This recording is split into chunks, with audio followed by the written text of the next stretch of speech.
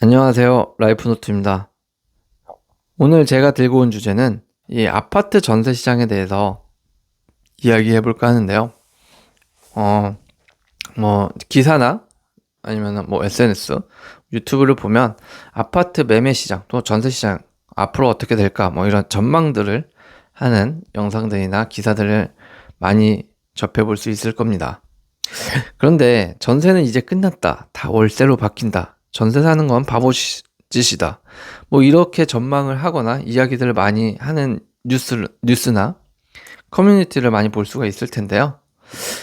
저는 항상 그런 걸 보면서, 드는 생각이 뭐냐면, 이 기사가 이런 사람들이 말하는 대로 혹은 이 부동산 커뮤니티에서 말하는 사람들의 말들이 정말 그럴까?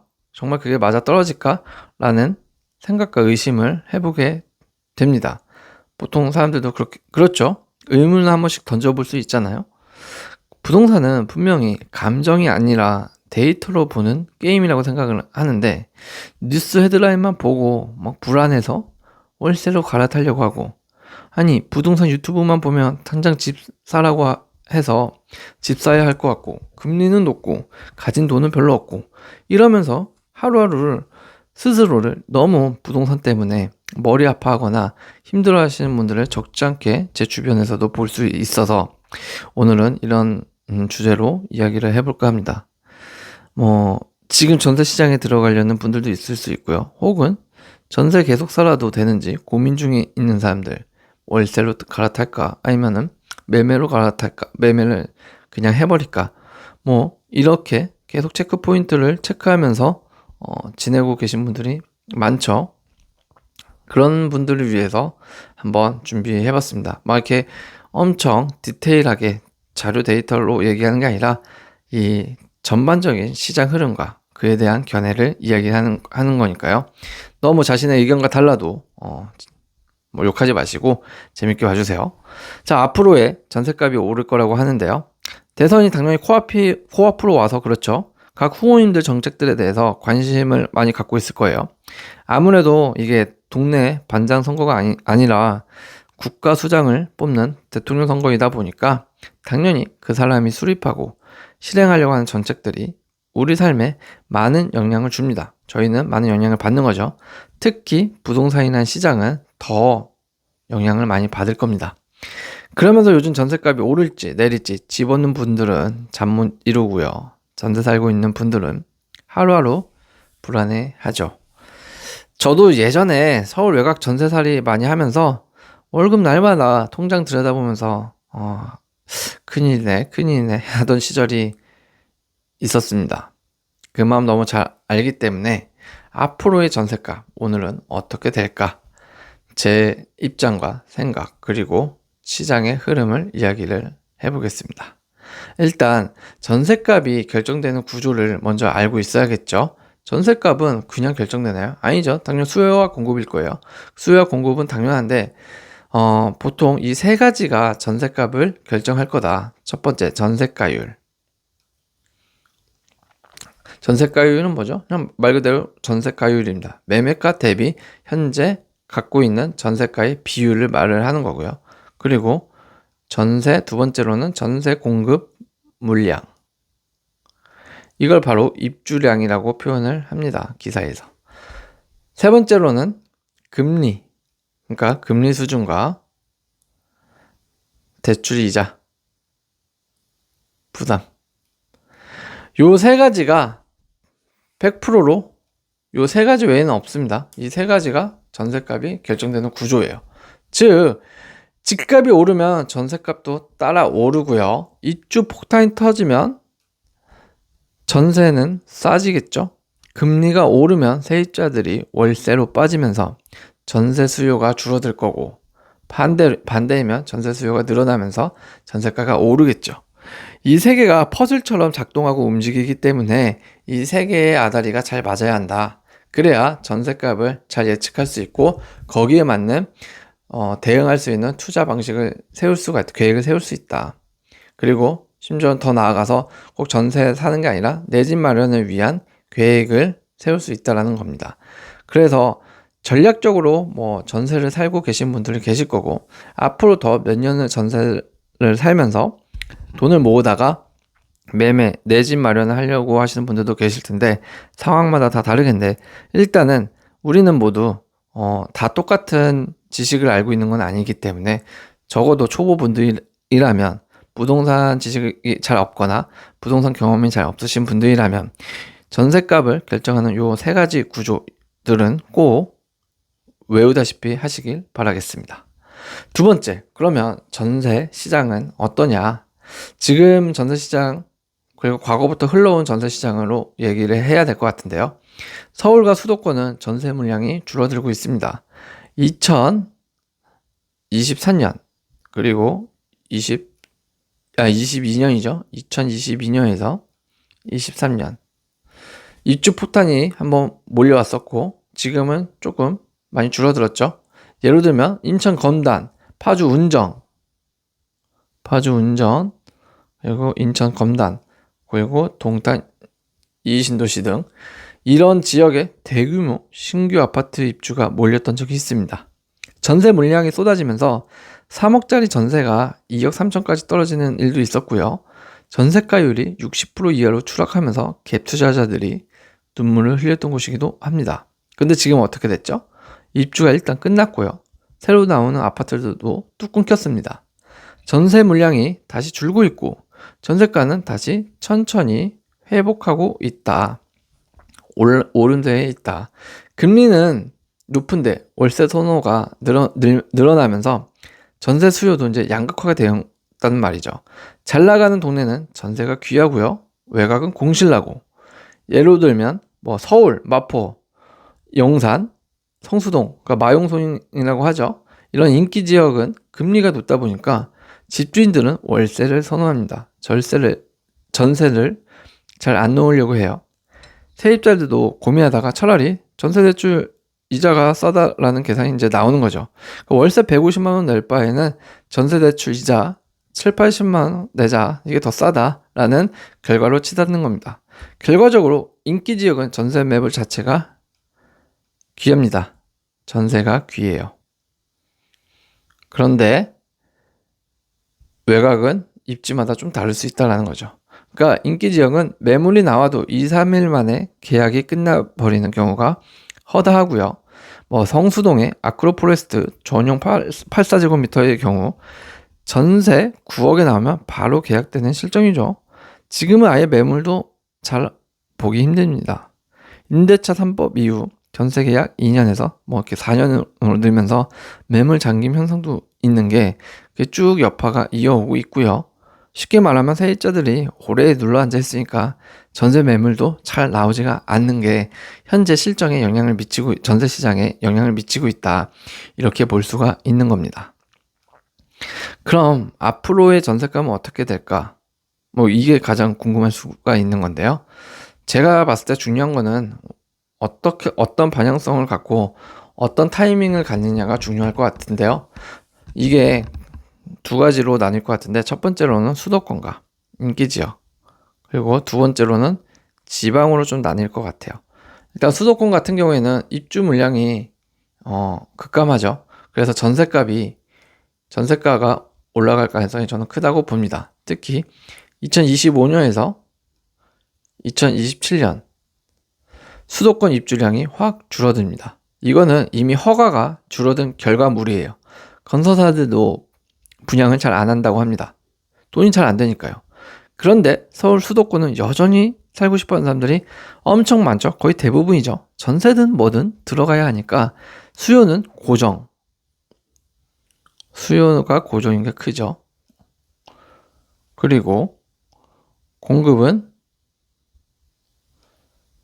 줄면 자연스럽게 전세값은 올라가겠죠. 수도권은 그럴 겁니다. 지방은 어떠냐? 입지별로 희비가 엇갈린다. 지방 도시 중 입주 물량 많은 데는 여전히 공실 많고 전세가 조금 약한 편이고요. 반면 수도권 인접 신도시나 광역시 핵심 입지 지역은 서서히 반등 중에 있죠. 결론적으로는 입주 폭탄이 끝난 것부터 서서히 전세가 회복될 것이라고 보여집니다. 금리는 변수지만 전세를 막을 수 있을까요? 라는 생각을 많이들 합니다. 왜냐, 금리는 뭐 전세뿐만이 아니라 매매가에도 영향을 미치는 게 금리죠. 금리 높아서 전세 대출 꺼리는 사람 많지 않아요? 라고 하는 말들이 대부분일 텐데요. 맞아요. 그런데 금리도 금리인데 월세는 일단 전세 대출보다 더 부담이 되는 게 사실입니다. 예를 들어서 5억짜리 전세를 월세로 바꾸면 대충 보증금 플러스 월 120만 원 이상이 요구됩니다. 요즘 시세 기준으로요. 그런데 요즘 시세 기준은 그런데 결국 세입자 입장에서는 전세가 이자 내는 것보다 차라리 월세 내는 것보다 전세가 이자 내는 게 훨씬 낫다라는 결론이 이제 나온다라는 거죠. 그러니까 전세 자금 대출이 아직도 3% 한 후반부터 4%대 초반이더라고요. 그러니까 어쨌든 간에 4%대면 싼 겁니다. 지금 그나마.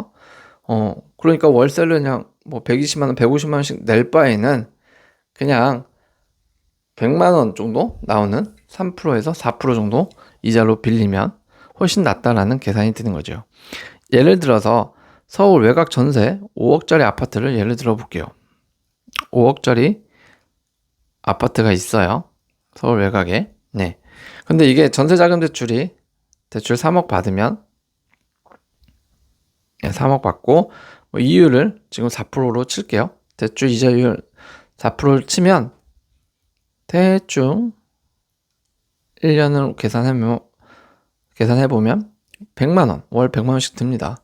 근데 이거를 반전세나 월세로 전환을 하면 보증금이 대충 2억 정도 되고요. 대략 월세로 전환을 하면 150만원 정도 월 납입을 해야 됩니다. 그러니까 50만원 더 내야 돼요, 월세가. 월세가 더 비싸기 때문에 지금은 아무리 금리가 변수라고 해도 전세를 막지는 못할 것이다. 전세가 더 귀하고 더 좋다라는 거죠. 쉽게 말하면. 이런 말도 있던데요. 전세 사라진다는 말. 과연 맞을까요? 라는 생각을 해볼 수가 있는데요. 결론만 놓고 보면 일단 전세는 사라질 수는 없습니다. 이제 전세 사라진다는 말은 결국 반은 맞고 반은 틀린 말 같은데요. 전세라는 제도가 우리나라만이 갖고 있는 독특한 제도입니다. 저는 사라지진 않습니다. 사라지진 않고 대신 축소되고 전세는 축소되고 프리미엄화 될 거다. 오히려 더 풍기 현상이 생길 거고 전세를 찾는 거는 고급화, 프리미엄화 될 거다. 풍기 현상이 된다는 거죠. 뭐 동네 허름한 빌라 같은 경우에는 반전세 월세로 지금 전환되고 있고 인기 있는 아파트 경우에는 여전히 전세가 굉장히 귀합니다. 즉 전세는 없어지지 않고 뭐다? 사라지지 않고 양극화가 생길 것이다. 전세는 양극화가 될 겁니다. 양극화되면서 결국 살아남을 겁니다. 예로 들면 서울 구로구 개봉동이나 영등포구 물레동에 다세대 주택이 많죠. 전에는 뭐 보증금 5천에서 1억짜리 전세도 많이 거래됐어요. 그런데 요즘은 집주인들이 전세를 그렇게 안 놓으려고 해요. 왜냐하면 첫 번째로는 전세금을 돌려줄 리스크가 좀 크고요. 뭐 돈 있는 사람들이 아니니까 그렇게. 두 번째로는 세입자가 안 나가면 갱신 청구권으로 돈이 자금이 묶일 수가 있고요. 그리고 이쪽에는 좀 나이 많으신 집주인들이 대부분입니다. 옛날부터 갖고 있던 사람들이죠. 차라리 월세 돌리면 매달 현금이 들어오니까 더 선호합니다. 그래서 이런 동네는 전세가 사라지고 있는 겁니다. 그러니까 일부 동네 다세대 주택들이 자꾸 전세가 많았던 곳이 자꾸 월세화가 되니까 이제 정말 전세가 사라지나요?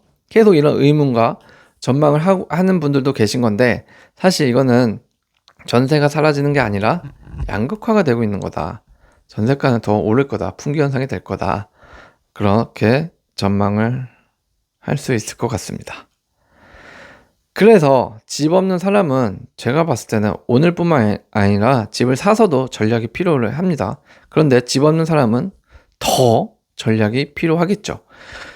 지금 전세 들어갈 사람이라면 입주 폭탄이 끝난 지역인지 확인을 꼭 하십시오. 전략적으로요. 아까 앞서 말씀드린 대로 검단, 파주 운정, 동탄, 난양주 등 수도권 외곽에 입주 폭탄이 한번 터졌던 곳들이 있죠. 이런데 예로 들면 이런 도시처럼 입주가 아직도 많이 남아있는 곳은 되도록 피해라. 점세가가 급락하고 물량 넘치고 깡통 전세 위험도 있다. 이렇게 생각이 듭니다. 근데 지금은 앞서 말씀드린 검단이나 운정, 동탄 이런 도시들도 입주가 다 끝났어요. 거의 끝났고 오히려 전세 매물이 줄고 전세가가 서서히 오르고 있습니다. 그러니까 체크해야 될 거는 전략적으로 필요한 것은 1, 2년 뒤 이사 계획이 있는 사람이라면 입주 물량 꼭 체크하시고요. 무리하게 월세 전환하려고 하지 마시고 전세대출 이자와 비교해서 유불리를 따져보셔야 합니다. 명심하세요. 무계획. 나는 이쪽에 대해서 지식도 없다. 이쪽에 대해서 잘 모른다. 라는 변명을 하면서 그냥 뜻대로 그 흐름에 맡기겠다라는 말들을 하시는 분들이 제일 위험합니다. 그것을 바로 무계획이라고 하는데요. 관심을 가지셔야 합니다. 집값이나 전세가는 단기적으로 요동치지만 계획 없이 움직이며 비싸게 계약하거나 이사 비용이 중복될 수도 있고요. 특히 전세 사기나 깐통 전세 같은 리스크에 노출될 수가 있어요. 집이 너무 좋아 보여서 그냥 질렀는데 6개월 뒤 입주 포탄 지역이었어요. 계약하고 보니 관리비가 너무 비싸네요. 예상보다 훨씬 부담돼요. 아이 초등학교 앞인데 2년 뒤 재건축 들어간대요. 너무 아쉬워요. 그때 놓친 거 후회돼요. 이런 경험들이 모두 무계획에서 탄생되는 겁니다. 부동산은 지금 당장 사는 건 아니에요. 2년 뒤, 4년 뒤를 내다보는 게임이기 때문에 2년 뒤, 3년 뒤를 내다보면서 지금 알아보는 정도는 할 수가 있잖아요. 오히려 골머리에 안 아프고 조금 여유 있게 둘러볼 수도 있는 거죠. 부동산 시장에 대해서. 그렇게라도 접근하면서 가볍게라도 접근하고 내가 가고자 그리고 내가 가고 싶어 했던 동네들의 매물들, 전세가는 얼마인지, 매매가는 얼마인지 등을 그리고 입주 물량은 다 끝났는지 구축이면 여기 주변 시세는 어떤지 이런 것들을 잘 따져봐야 한다라는 겁니다. 특히 신도시 같은 경우를 가려고 한다면 정말 꼭 이런 입주 물량 한번 체크를 해보시길 바라겠습니다. 오늘의 간단 정리를 하자면 부동산 전셋값이 어떻게 될 거냐고 자꾸 전망들을 하는데 저는 그렇습니다. 무조건 오를 것 같아요. 오릅니다. 그럴 수밖에 없는 구조입니다. 다만 지역별로 좀 다를 거고요. 입지별로 당연히 다를 수밖에 없습니다. 그런데 무조건 다 오르는 건 아닌데 그래도 무조건적으로 오른다고 말씀드리는 거는 서서히 오를 거다. 안 올랐던 것은. 그리고 더 귀한 곳은 엄청 심하게 오를 거다라는 겁니다. 수도권 인기 지역은 다시 전세대랑 올 거고요. 지방은 발품 팔면서 조금 골라야 합니다. 이 정도 발품 정도는 팔 수 있잖아요. 집 없는 사람은 제발 눈 부릅뜨고 준비하십시오. 준비해야 돼요. 모른다고 지식이 없다고 외면하면 안 됩니다. 언제나처럼 돈은 정보 싸움이에요. 돈 되는 게 뭐죠? 부동산, 주식, 코인, 펀드 있죠. 그리고 정보는 하루하루 꾸준히 쌓는 사람에게만 보이기 시작할 겁니다. 저도 전세 살면서 마음 졸이고 굉장히 마음 아팠던 적도 많고 얼마 되지 않는 급여 통장에 대해서 굉장히 회의적으로 바라보면서 부동산 시장을 바라봤던 적이 기억이 있습니다. 그리고 언제 이사해야 될지 이런 계획들을 쌓고 정보를 쌓다 보면 굉장히 스트레스 많이 받는 것을 누구보다도 잘 알고 있습니다. 그런데 해야 될 건 해야 되더라고요. 스트레스 많이 받아도 하십시오. 그리고 몰라도 알아보십시오. 그래야 나중에 조금이라도 웃을 수 있다고 확신합니다. 오늘도 시청해주셔서 감사합니다.